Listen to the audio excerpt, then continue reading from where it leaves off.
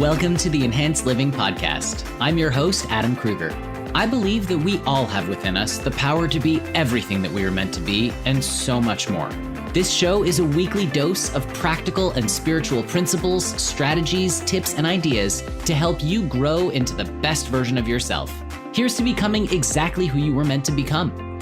I've been called a human Swiss Army knife because I'm a TV host, inspirational speaker and coach, live event MC and DJ, certified yoga and Ayurveda teacher, functional fitness enthusiast, author, husband, and dad with a voracious appetite for knowledge, and I'll be sharing real talks with successful people from all walks of life, spiritual teachers and masters, and experts in many different fields. I'll also share my own perspective that I've gained from over 20 years of diligent meditation and spiritual work so we can all experience enhanced living. Are you ready to evolve? Let's do this. All right, welcome back. So if you've been listening to the show for a really long time, then you know that enhanced living isn't necessarily just about your state of mind and how we act in the world, but it's also about what we put in our bodies. And I don't know that I've even mentioned this before, but I'm a longtime drinker of kombucha. Now, for some of you listening, you might not even know what that is. Well, good news, you're going to find out today. Because on the show today with me, I have one of the co-founders of Health-Ade Kombucha, Vanessa Dew. She's with me right now. Vanessa, thank you so much for being here today. It's my pleasure. I'm so excited to be on the show with you. I want to ask real quick for the people, for my listeners who don't know what kombucha is, can you give us a little insight as to what the benefits are? Yeah, of course. And if you don't know what kombucha is, you're not alone. It's interestingly enough, like close to, I want to say 90% of the population does not know what kombucha is. So we've only scratched the surface. But what it is, it's a fermented tea rich in probiotics and healthy acids. So at the core, kombucha is great for the gut. So full of probiotics to really help increase your body's immunity starting from the gut. And healthy acids are great in terms of just overall kind of body function. Kombucha is great to get your body back to homeostasis. And in general, makes you feel good, tastes good, and it's bubbly. So why not, give your body a treat while you're drinking something delicious too? Yeah, I think that's a really, really wonderful way to put that. And it's one of those things. I remember my very first taste of kombucha was, I think, back in about 2009. And I remember it was my wife who introduced it to me. And I took a sip and I was like, wow, that tastes like a dirty gym bag. And so now here's the thing is that it's come a long way in the years since. So because it's a fermented tea, so there's two aspects of this. One, instantly when you think fermented, you think alcohol. And two, when you think of that fermented tea kind of smell, it's like, oh, but that's not really the case, right? So because I've been drinking Health-Ade kombucha forever, and your kombucha tastes amazing. So how is it that you figured out a way to make it good? Yeah, we get that a lot, that our kombucha actually tastes good to some of the newcomers to this world of fermented foods. And so I think one of the hallmark differences of what we do is not only do we take a lot of care in the quality of how we make it, but one of the key components is using fresh pressed juice. So that juice component, not from concentrate, not flavoring, not any type of what is it called? The emulsion, the kind of similar flavors that you would find that are imitations and not the real thing. And we use fresh pressed juice that really give kind of that palate, that approachability and flavor.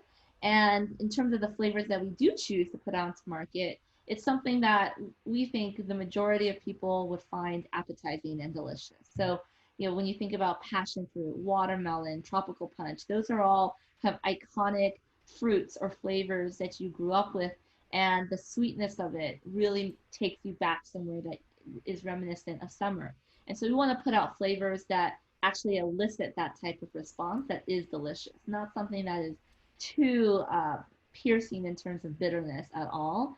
And so that's how we've really led with our flavor strategy. And when we think about the care and quality that we always put into our kombucha, it's best tasting, highest quality at all times. And so that's been our true north ever since day one, and is still with us today. Yeah, I mean, you definitely succeed at that. I don't think there's a Health-Ade kombucha flavor that I've tried that I haven't liked. Like straight up, they're all just delicious. Now, for anyone listening who's never tried it before, I highly recommend you go out and get some. And I know that you've grown this from just a basic startup in 2012 to available in over 30,000 stores right now. Costco included, at least in my neck of the woods in Los Angeles. But um, you can literally get it anywhere. And this is something where, to me, I'm not a drinker. I don't drink alcohol, but this is my beer. I'll have like a full kombucha every single day. That's the way I live. Um, and so you have a background, actually, a Bachelor of Science in Biochemistry. Can you explain a little bit about why fermented foods and why probiotics and gut health are important for people? Because you're providing right now with Health-Ade, and Health-Ade, obviously, the name of the drink is obviously there's health in it. There's a reason why. And this is a delicious drink that's also good for you. So can you touch on that a little bit? Yeah, so my background in science is I'm a science nerd at heart, and I always thought I would become that doctor that would make my Asian parents proud.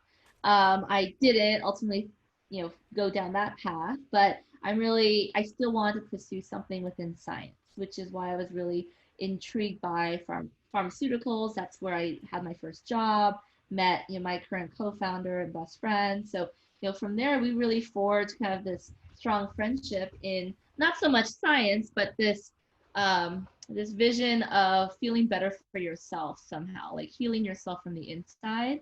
And so when we think about what's the great things that science does for the world, I think you think about technology, drugs that really help cure illnesses. That's awesome. There's a great place for that. But when you really think about how you start to take preventative measures to keep yourself healthy, to keep yourself whole, that's where it didn't really vibe for me personally within the pharmaceutical industry to keep on taking a pill as a band-aid for ultimately some root causes of what illnesses could be derived from. And so when you think about preventing that, fermented foods, kombucha, is a great way to embed a really healthy habit into a daily lifestyle. So fermented foods prominent in most cultures, I want to say, where you go back thousands of years and fermented foods has a place in many cultures just because of the benefit of probiotics, the benefit of really building your immune system. And so from that angle, kombucha is a no-brainer when you think about the fortifying effects with probiotics. So all the good bacteria to implant into your gut. And day to day, we're exposed to so much processed food now. And so when you think about kind of this war or battleground within your gut, you have your good bacteria and your bad bacteria. And ultimately, kombucha helps strengthen yourself with all the good stuff that you got anyway, just preserving and increasing those little warriors there, the good bacteria.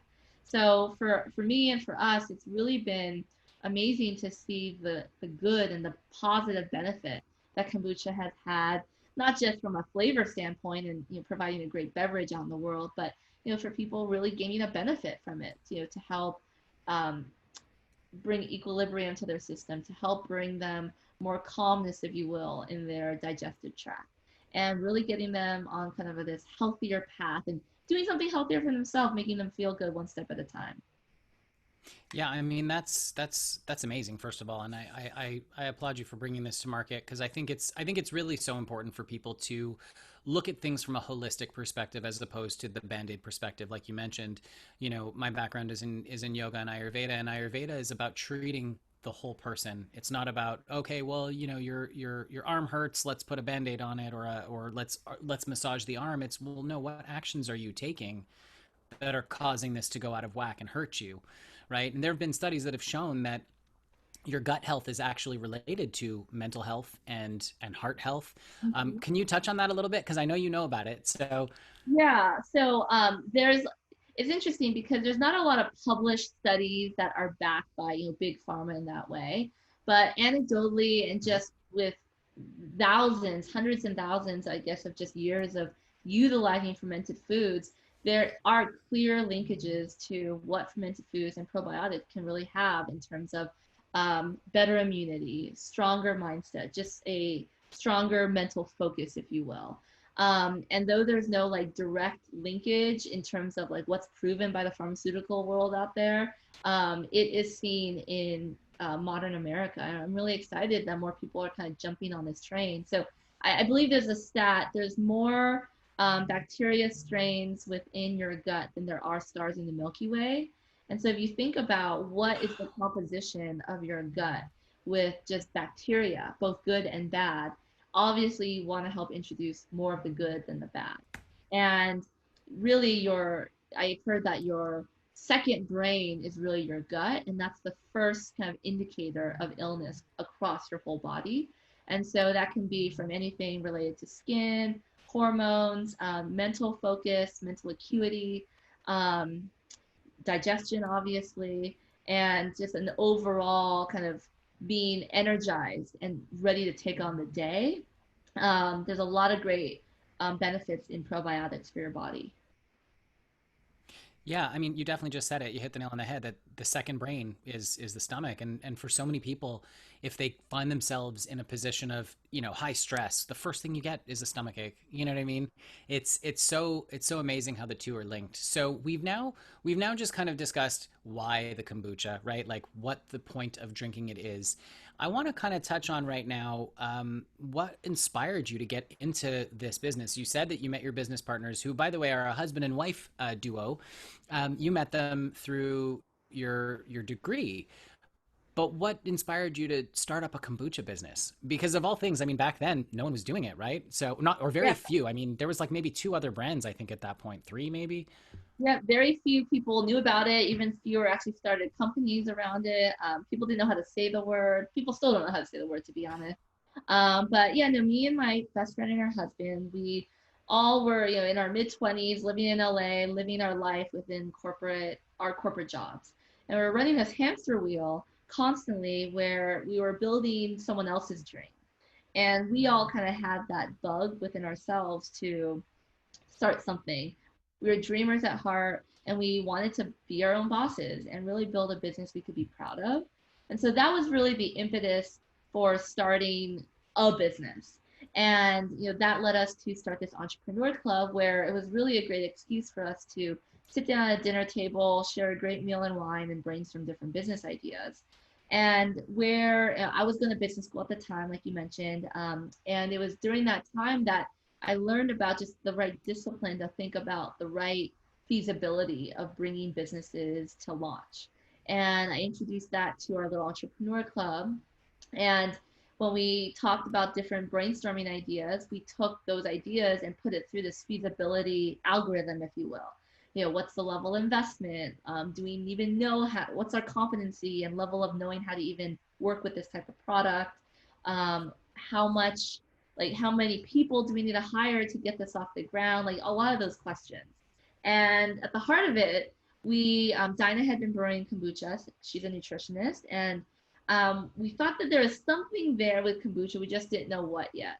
And little known story though is that Justin actually, came home that one day, and he went to the hairdresser, and that hairdresser said he would be, had a sentence of baldness at 30 years old, and so he was very distraught. And so we thought, well, clearly this is a pain, an opportunity in the marketplace. How do we cure male pattern baldness?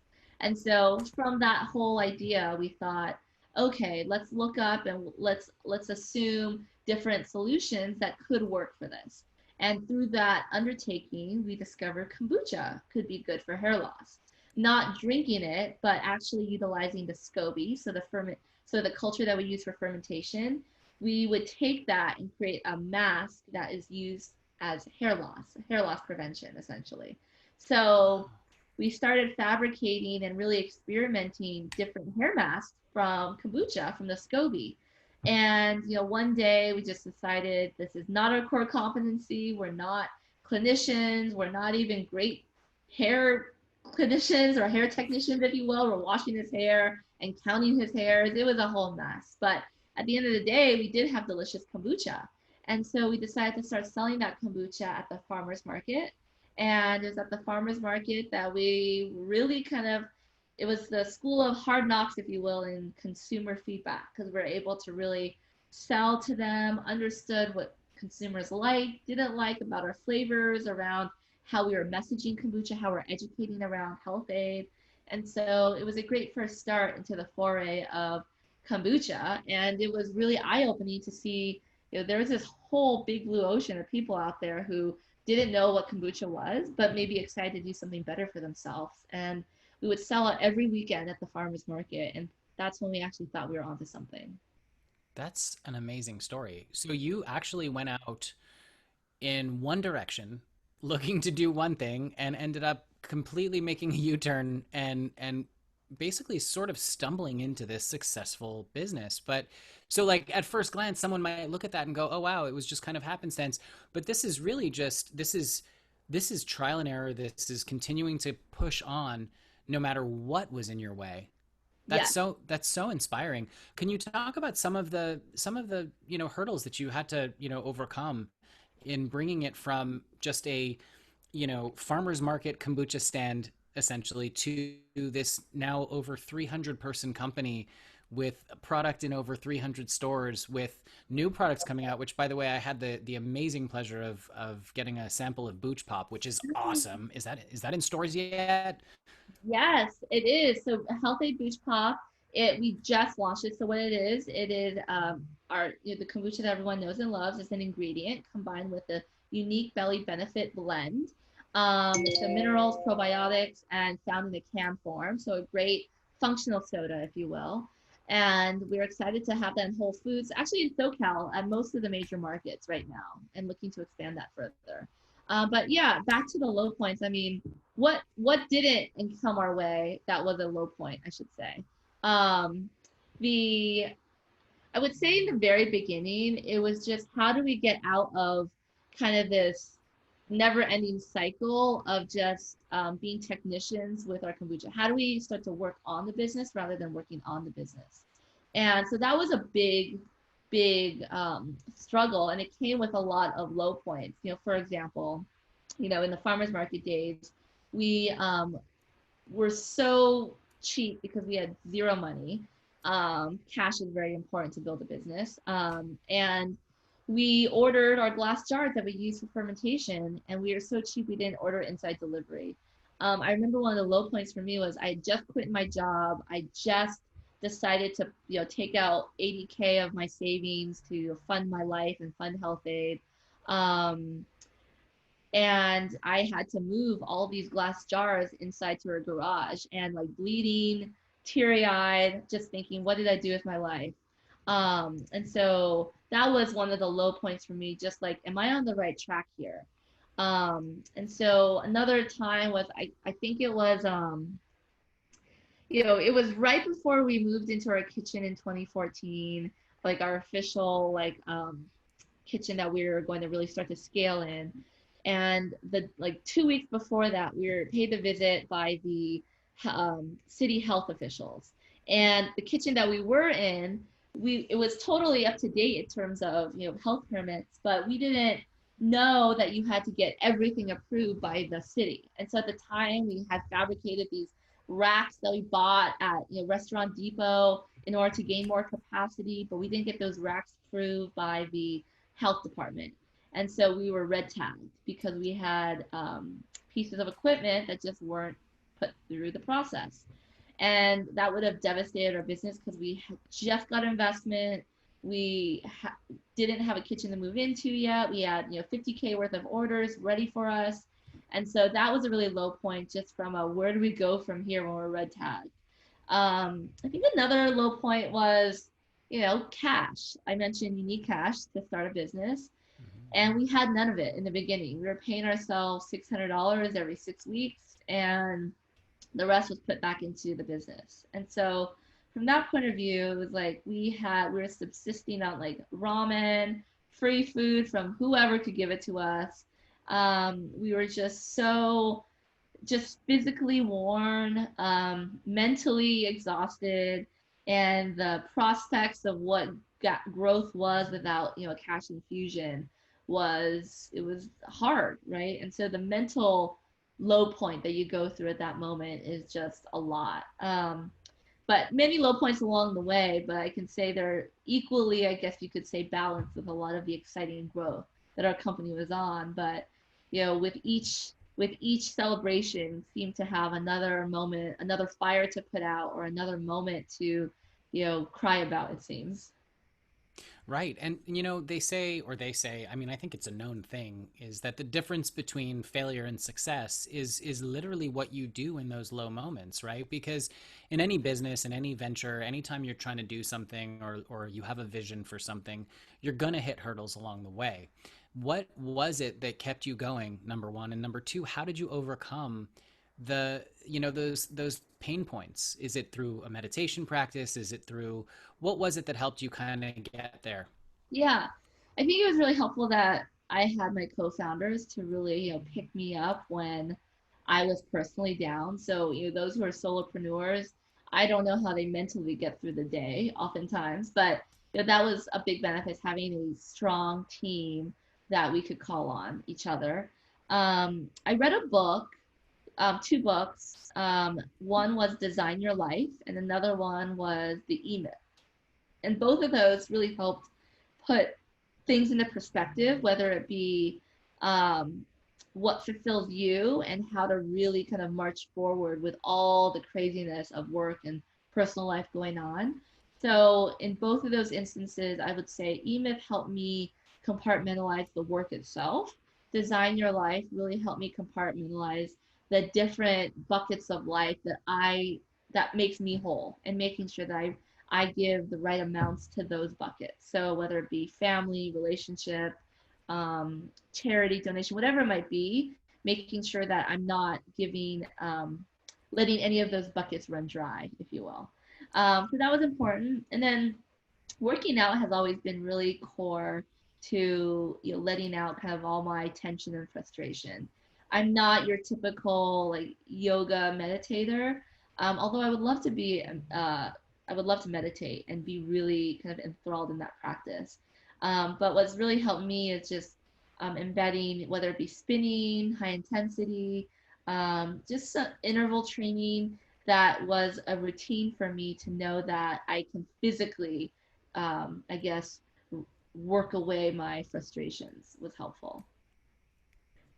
Yeah, it's so important. I mean, I'm very much similar in that capacity where, and I think most people are, is that when you're going through stress, your body feels it. And so if you're not active and you're not actually doing good things for your body, it's gonna turn into something that's really not good for your body. So Right. I think it's so important to be active and to exercise, and I think that's really a wonderful thing.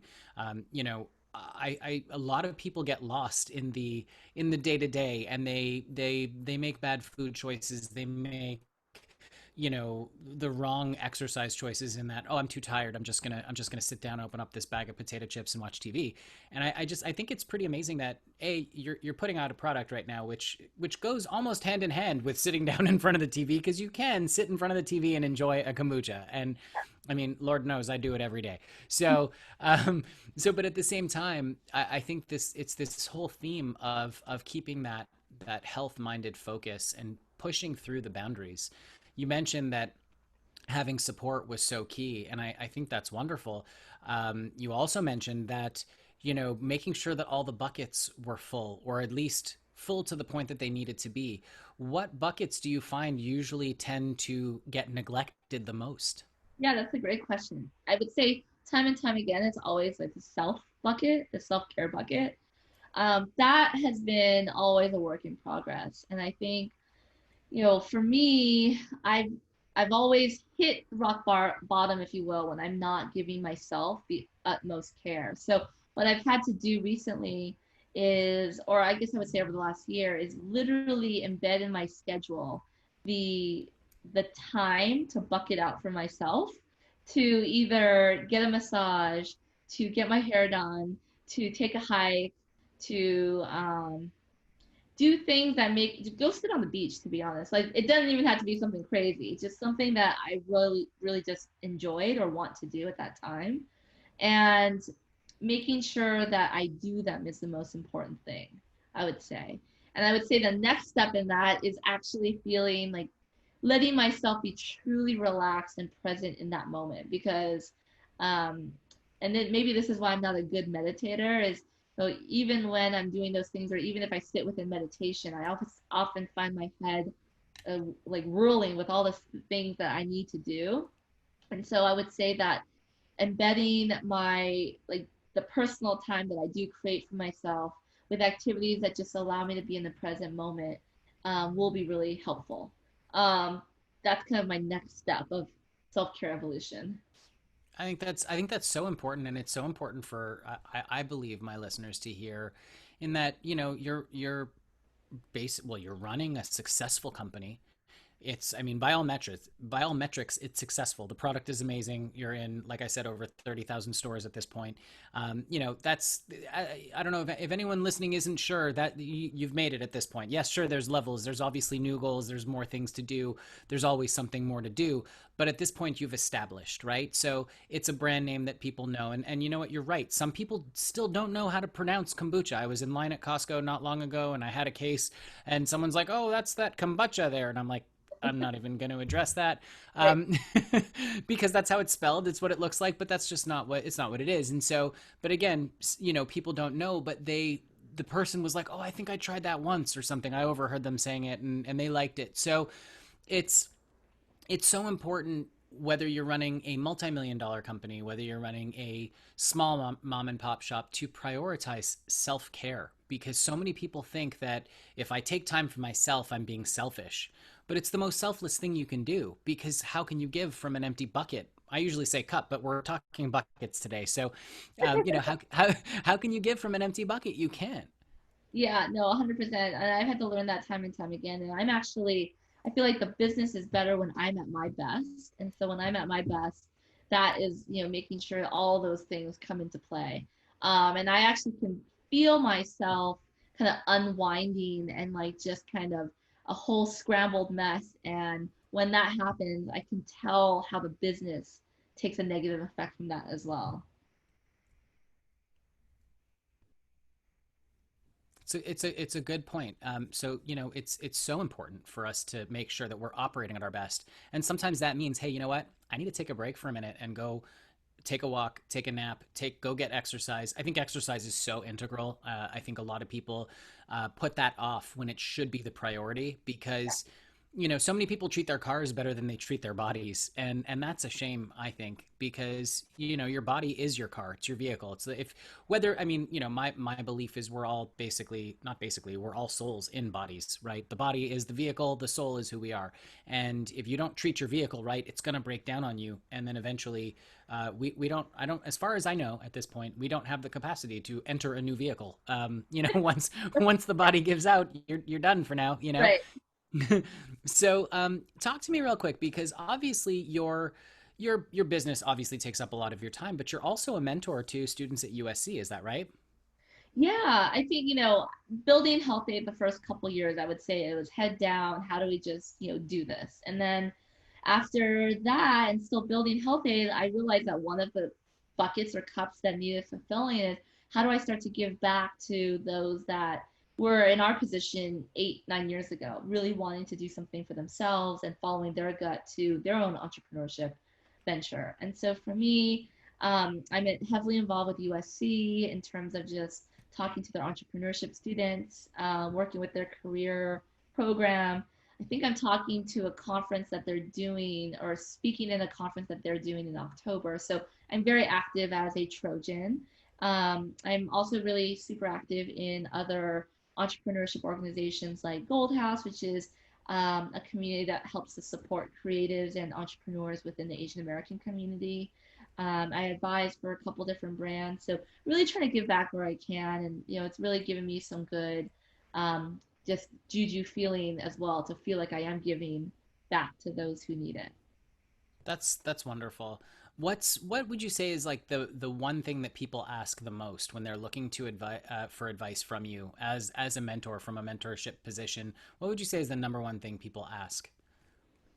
Um, from a business perspective, I would say the number, like, one and two are tied. Is one is, how did you get kind of your investors, or how did you bring money into the business? So that was probably number one. The second one that's equally tied is just, how do you start to like hire a team from those early stages onward, because just I think people recognize how important team building is and building a culture. I would say from the personal side in those mentorship calls is just, what can I do for myself, or what do I tell myself to get out of my head with the imposter syndrome that can creep in.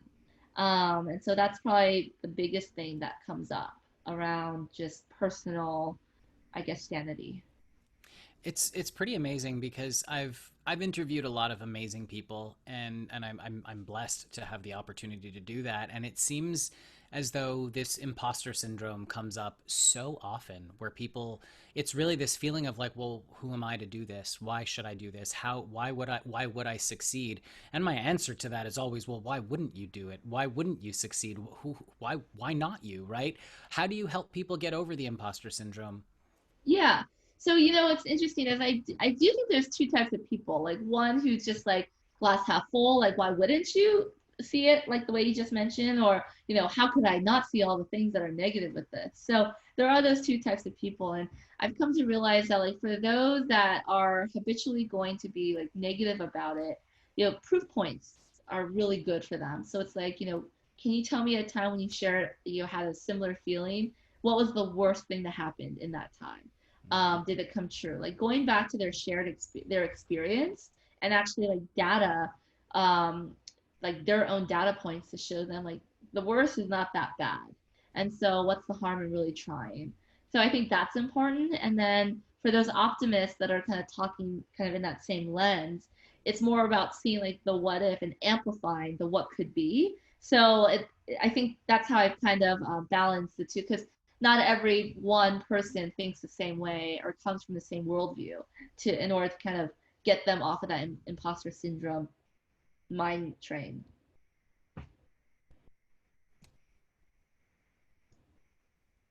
Yeah, it's so true because when you look at it, so many people have these fears that are completely unfounded. They'll never come true. They will never ever be anywhere as bad as you think that they will. And that's I think a lot of the biggest roadblocks that we have in life are really self-imposed. It's imagined when really the reality of the situation is far less scary, far less daunting. And sometimes it is. Sometimes it is. Let's not be, let's not deceive ourselves. But for the most part, the obstacles that you think you're going to face are not the obstacles that you face at all. Right, totally. I think I read that fear. What does the acronym stand for? It's like, man, we did a team building with it the other day, and I remember fear was an acronym, and it was like the F was something but expressing all realities. And when you really confronted fear, it was just really all the what if scenarios in your head that you're going through. And maybe none of them are actually going to be true and manifest. So it's really important to talk through that, but fear really freezes you in those moments. It really can. To your point, I believe there was an acronym or two versions of fear, which was forget everything and run, or face everything and rise.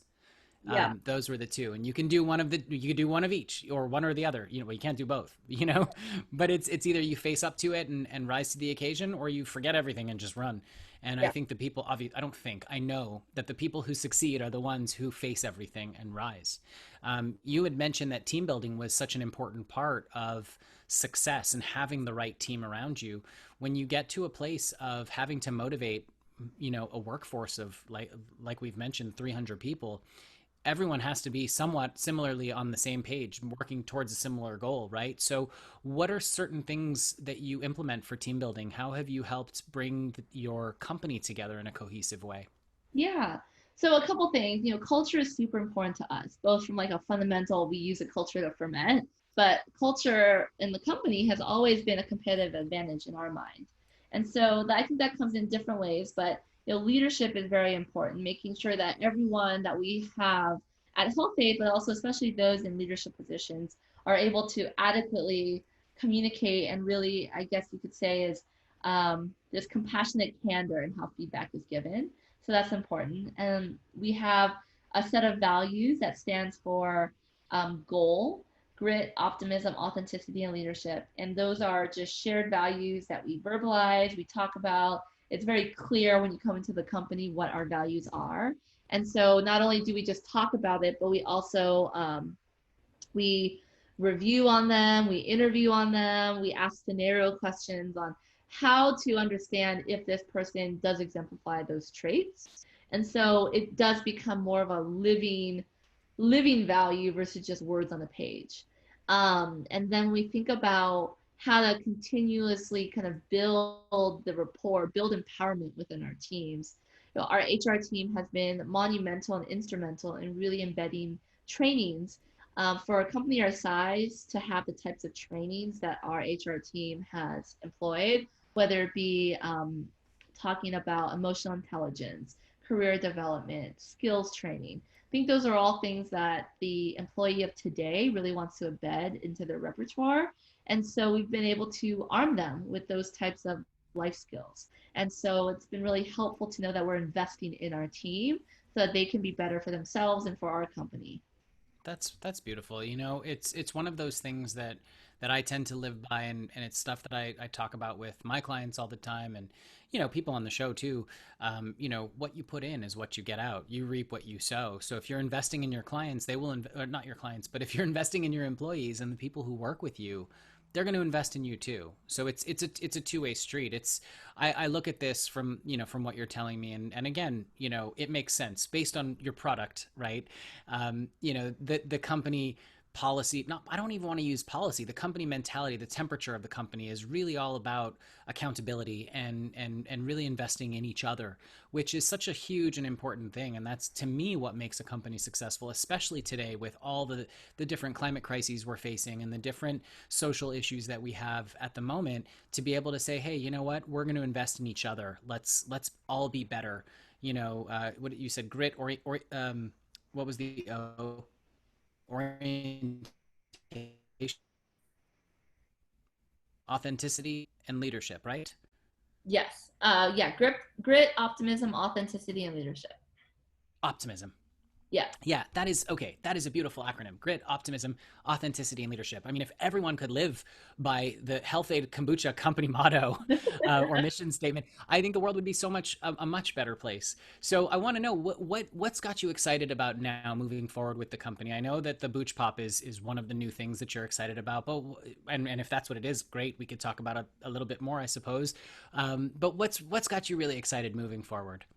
Yeah, so I think what's been the most exciting thing is, so I just had a baby and I just got kind of back formally to work over the last month. And knowing where the business has been versus where I want to take the business in the future, I think is the most exciting part. So when you think about one, from a product launch standpoint, you have Health-Ade Booch Pop. We just launched that in SoCal. We also just launched Health-Ade Plus, which is a line of our core kombucha that you can find at Whole Foods right now.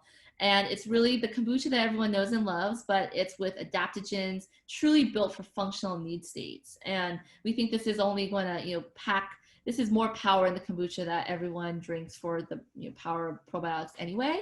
So we think the core user of kombucha will love this. You might love Health-Ade Plus.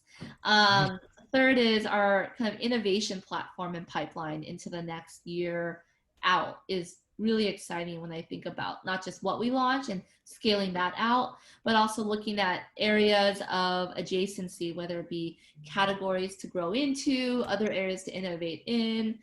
Where can the Health-Ade brand really stretch into? I think is the really exciting part for me. Second is our team. And I think about now we're over $100 million in retail sales, and we've had a mighty team. Some would call it large, but I guess I would say that it is lean for the size of company that we are. And when I think about how we're going to not just scale out our innovation and product, but what our team can really do, because really it's them who makes the world go round now, and empowering them to do more, hire more people who can be subject matter experts and take our company to the next level is what I'm excited to see kind of be embedded into the future of Health-Ade.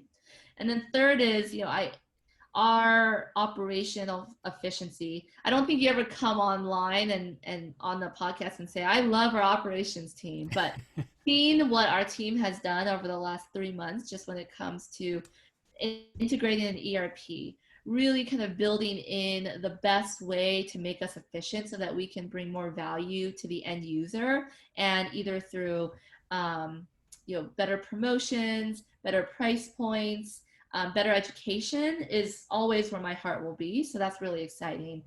And overall, I'm just most excited to see where the brand can be. I know Health-Ade, the product itself, we can be a product in every fridge in America, but how the brand is able to really start to explode is where I'm most excited.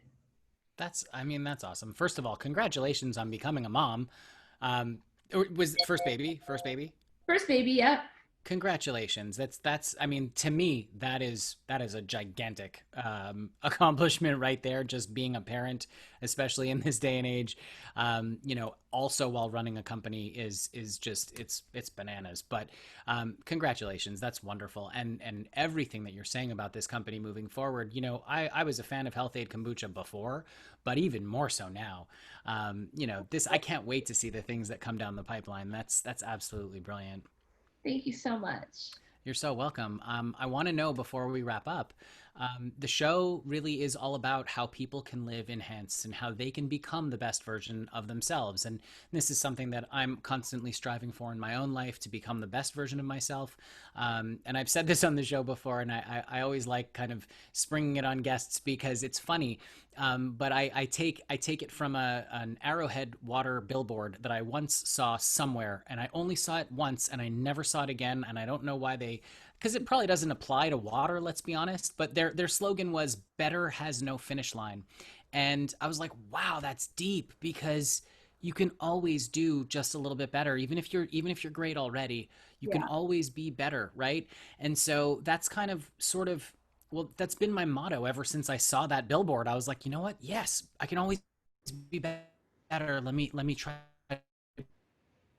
So with that being said, what would you say is the one thing, if you had to choose one, that you would give to my listeners to say, hey, you know what? If you just do this one thing, this will help you live a little bit better each and every day.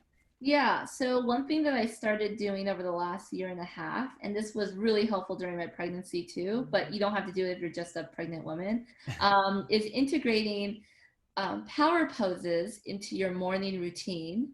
So, as you're getting ready for work after you brush your teeth, just, lifting up whatever your power pose might be, whether it's, a strongman pose, a superwoman pose, a downward dog pose, whatever it might be, to help you kind of get you the right kickoff to your day. It really does help to set the tone for how you feel. It's kind of my version of getting up on the right side of the bed type practice. I love that, because your body doesn't really know the difference. And if you just put yourself in that state of mind and just literally put your body in that position of power, position of positivity, it literally will emanate out or radiate out into your day. Yeah, exactly. And so that's been a great integration in my life. I absolutely love that. For anyone listening today specifically, go ahead and grab yourself a Health-Ade Kombucha if you have not. Right, our personal favorite flavor at the moment is the bubbly rose, which is, to me, that's it's like a champagne-y sort of, but it's not. It's delicious. The Pink Lady Apple's amazing too. Look, all of them are great. Try a bubbly rosé, or bubbly rose. We call it the bubbly rosé just to be fancy. You can be fancy with it too. Exactly. But go ahead, crack one open with whoever. I promise you'll enjoy it. It's not the gym bag stinky locker flavored kombucha that you may have once tried 10 years ago. It's so delicious and so good for you. Vanessa, thank you so much for being on the show today. Thank you for having me. It was so much fun. Thanks for listening to this week's episode of Enhanced Living Podcast. If you enjoyed what you heard today, please share it with a friend. And if you haven't already, subscribe, rate, and review the show on your favorite podcast player. If you have any questions, comments, or feedback, feel free to reach me directly at enhancedliving.net. Thanks for listening.